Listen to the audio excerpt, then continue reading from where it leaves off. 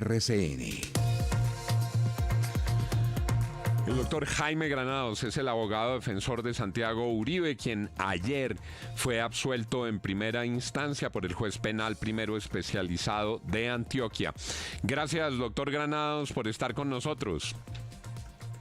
Gracias a ti, Juan, estimado y respetado abogado y periodista.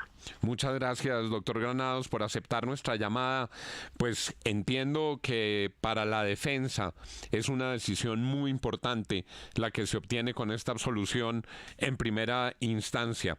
Le ruego que sea usted quien le explique a nuestros oyentes cuál es el significado de esa absolución. Diría, Juan, que hay un doble significado, un significado jurídico y hay un significado también político. El jurídico es que evidentemente, por las razones que de manera detallada da cuenta la sentencia, en sus 218 páginas, Santiago Uribe Vélez mantuvo incólume su presunción de inocencia. Es decir, que el Estado, a través de la Fiscalía, no pudo probar ni remotamente que él hubiera cometido ningún delito, ni concierto para delinquir agravado, ni homicidio agravado. Más aún, censuró de manera fuerte, calificó de garrafales los errores cometidos por la Fiscalía, en este caso, y además estimó y analizó en detalle cómo los supuestos 4 testigos no se ponen de acuerdo, mienten, faltan a la verdad, se contradicen, y que no había manera alguna, después de 14 años de esta parte del proceso, arribar a una decisión y a una conclusión contraria. Y lo más dramático es que estamos hablando de un caso de hace 30 años que se rige por un procedimiento anterior, que es de la ley 600, procedimiento inquisitivo, que ya había sido objeto de 2 pronunciamientos en la Fiscalía de Alfonso Gómez Méndez, exoneratorios de Santiago Uribe, y que luego, pasados 10 años, en el año 2010, lo reabre prácticamente por motivaciones que ahora veremos de otra naturaleza, y pasan 14 años para que al final, después de estar incluso 2 años detenido, se tome una decisión que hace justicia a un ser humano que ha sufrido mucho como Santiago Uribe Vélez. Y del lado político, pues es indudable que le da la razón a Álvaro Uribe Vélez cuando dice de la persecución y la instrumentalización que fue hecha a su familia y su hermano por un sector de la justicia que lideró en su momento Eduardo Montenegro Niñet, que fue bajo su fiscalía, la que él dirigió, la que llevó a repetir este caso, vincular a Santiago y acusarlo. No le alcanzó el tiempo para seguir más lejos, pero él fue el que hizo el daño principal.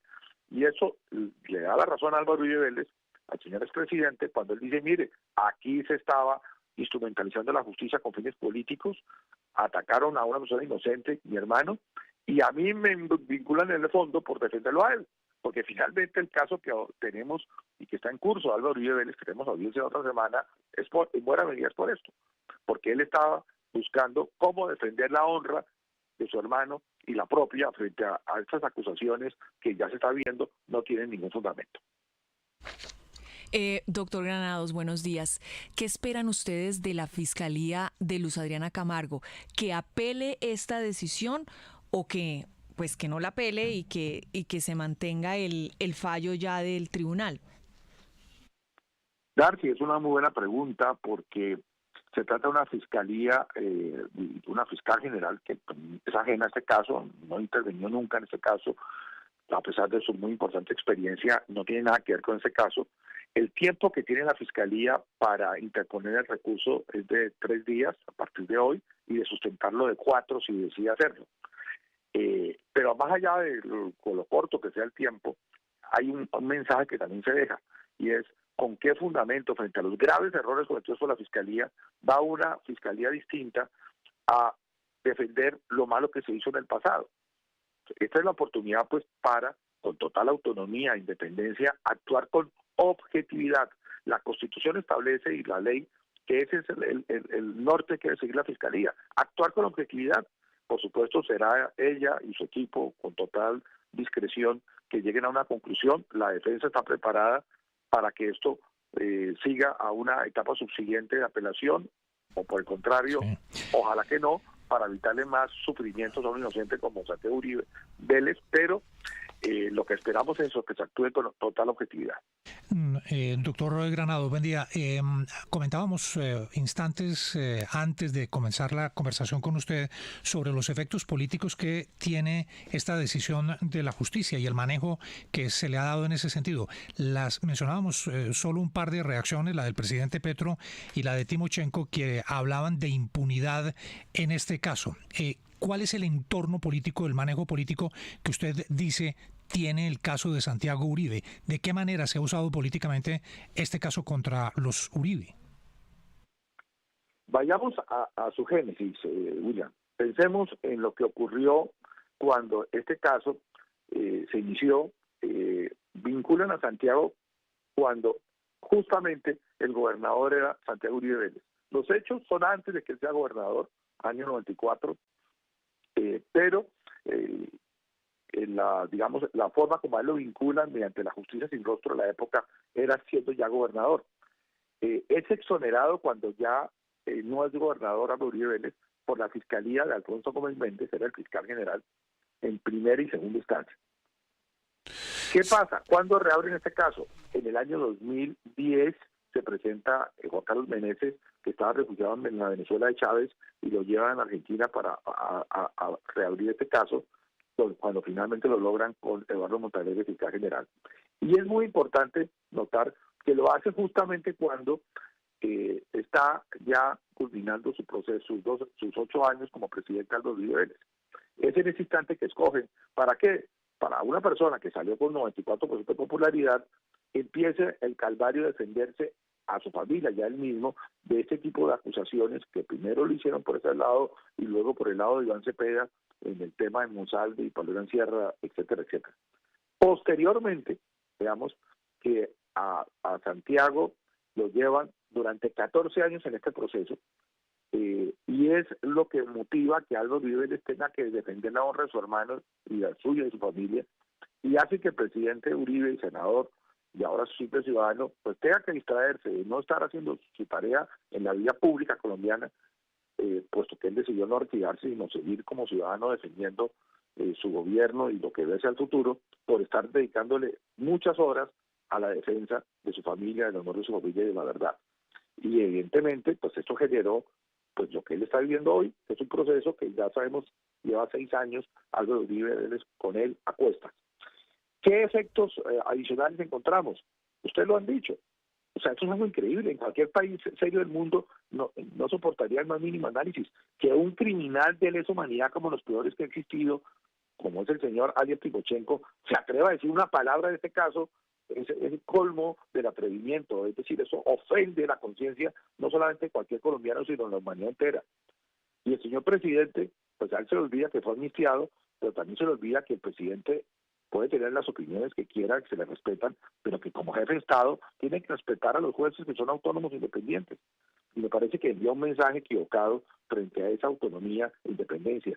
Si mañana un juez de la República toma una decisión en cualquier otro caso, en cualquier sentido, ¿cómo se vería que un presidente intervenga en eso sin que haya tenido ninguna participación en el proceso? Una cosa es que sea parte y otra cosa es que sea un tercero, como en este caso. Así que desde la lectura que hace la defensa es que evidentemente no podemos negar que ese es un proceso que tiene también ese condimento o esos efectos colaterales políticos. Pues efectivamente así lo decíamos, el colmo del cinismo es que quienes recibieron un trato de impunidad frente a crímenes de lesa humanidad a nombre del diseño de la justicia transicional, pero que no van a pagar ni un solo día de cárcel por un crimen tan horrible como el reclutamiento de menores, empiecen a disparar adjetivos acusando la impunidad en las toldas de sus rivales. Pero volvamos al tema del presidente de la República, doctor Granados. Sebastián Casas, léame exactamente lo que dijo el presidente de la República. Don Juan, los trinos del presidente Gustavo Petro puntualmente son 2, pero el más extenso, el presidente, por supuesto, pone de presente el exterminio de la UP, el partido político de izquierda en otrora, que fue exterminado por parte de, según el presidente, del establecimiento colombiano. Dice el presidente y pone aquí una tesis, y es que si las normas del mundo hablan de que si la justicia de un país no es capaz de juzgar a los criminales contra la humanidad, lo hace un tribunal internacional. Propone el presidente Gustavo Petro seguramente que este caso de Santiago Uribe sea llevado a instancias internacionales. Finalmente dice el presidente Gustavo Petro en este extenso mensaje que ha respetado la decisión del expresidente Álvaro Uribe en materia de justicia y paz, pero cree que no se equivocó. Dice el presidente que la justicia transicional busca la verdad ante nada y no el castigo. Dice el mandatario finalmente que el presidente no puede estar del lado de juzgar la justicia para generar la impunidad y la injusticia. En otro mensaje, el presidente Gustavo Petro dice que la impunidad no llevará sino a más violencia. Por ahora, esos son los dos pronunciamientos que ha tenido el presidente Gustavo Petro frente a este tema. 6:46, doctor Granados. Esta idea de que el caso lo lleven a una instancia internacional, ¿cómo la recibe usted y qué eco puede tener? Bueno, evidentemente no tiene ninguna posibilidad. Así de radical. En derecho se dice que hay tonalidades grises, pocas cosas son blanco y negro. Esta es una que es blanco y negro. No hay ninguna posibilidad que se pueda llevar a un escenario internacional porque el Estatuto de Roma frente a estos hechos no se aplica, porque el Estatuto de Roma establece ni más ni menos el límite temporal, no se puede aplicar retroactivamente, y se adoptó por el tratado del 17 de julio de 1998 y los hechos son anteriores a esa fecha. Pero además tampoco podría hacerse en la medida en que el Estatuto de Roma establece el principio de subsidiariedad, en virtud del cual solo va a conceder hechos cuando el Estado no está en capacidad de actuar y hacer justicia. Y si aquí lo que ha pasado es que este ciudadano, Santiago Uribe Vélez, ha pasado por 3 absoluciones. La primera del 99, la segunda del 2000, la tercera del 2024.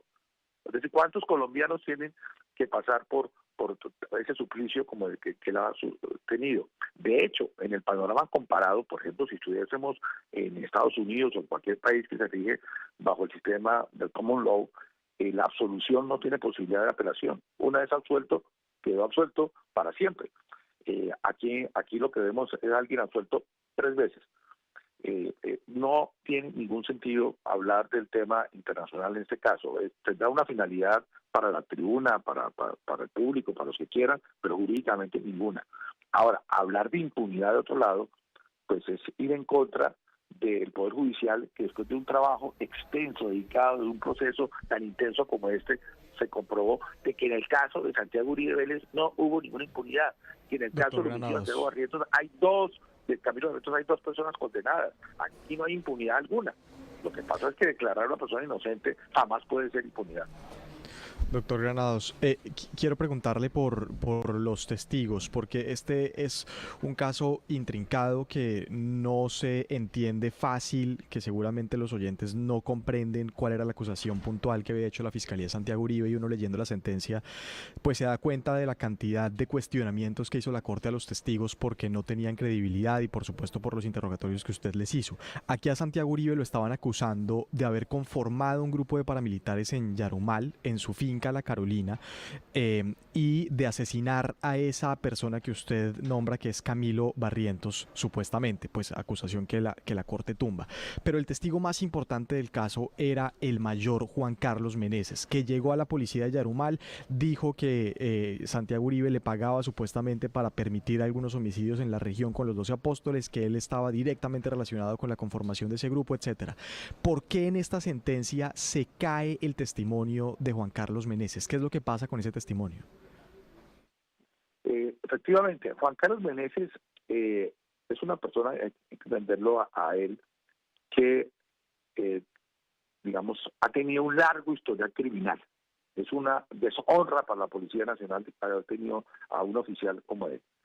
Siendo teniente, participó de un grupo de limpieza social de la policía en esa zona, en los llanos de Cuibá, donde está, entre otros, Yarumal, el campamento, etcétera. Y ellos, por su cuenta, cometieron una serie de delitos. Él, para vincular tardíamente, por razones que ya se ve que estuvo vinculado con el Cartel Norte del Valle, estuvo vinculado y refugiado en Venezuela, y por otro tipo de circunstancias que establecimos en el proceso, decide incriminar falsamente a Santiago Uribe Vélez, diciendo que él se encontró con él en enero, en la primera semana de enero del año 94, cuando se hizo el cambio de la salida del anterior comandante, el capitán Pedro Manuel Benavides, y llegaba él. Pero resulta que probamos que en esa semana, en toda la semana del 5 al 10 de enero, que es cuando se hizo ese cambio, porque el cambio se hizo efectivamente el día 7 de enero, tomó 2 días, 7 y 8 de enero, pero desde el 5 incluso y hasta el 10, Santiago estuvo en Manizales, en la feria de Manizales, en donde además se dieron 2 acontecimientos que no son muy frecuentes, y es que un toro de la ganadería de la Carolina, Bolero, fue indultado, y de quien indultó, el que hizo esa faena, fue el gran torero español Enrique Ponce. Y otro torero español, en otro día, al día siguiente, es corneado gravemente y termina siendo hospitalizado. Y la prensa de la época, el diario La Patria y todo el tema fílmico, las fotografías y los videos muestran a Santiago en la plaza, a Santiago en los actos de premiación, a Santiago con Enrique Ponce, a Santiago con el torero herido en la clínica, Santiago en las premiaciones. Todo el tiempo en esos días estuvo allá y no pudo de ninguna manera estar donde mentirosamente decía Meneses. Pero además de eso, esto es muy importante, decirlo, el propio Meneses es el que interviene y es el que reconoce que él mandó matar por unos sicarios de Medellín a Camilo Barrientos, a este humilde conductor de bus escalera en campamento, por una pelea que tuvo con otro policía, Alexander Amaya, quien también lo confiesa y que ambos están condenados por ese crimen. Así que realmente no había nada que ver Santiago Uribe Vélez en esto. Lo que ocurre es que él es instrumentalizado por el cartel del Norte del Valle, instrumentalizado también teniendo los refugiados en Venezuela en la época de Chávez y Maduro, y lo traen y le importan a Colombia para que sea testigo contra Santiago para poder atacar finalmente a Aldo Uribe Vélez. Eso está claro y afortunadamente se está haciendo ya justicia frente a esto. 6:52, esto parece una telenovela. Si uno oye esto en otro país del mundo y con otros nombres, cree que es una serie de Netflix.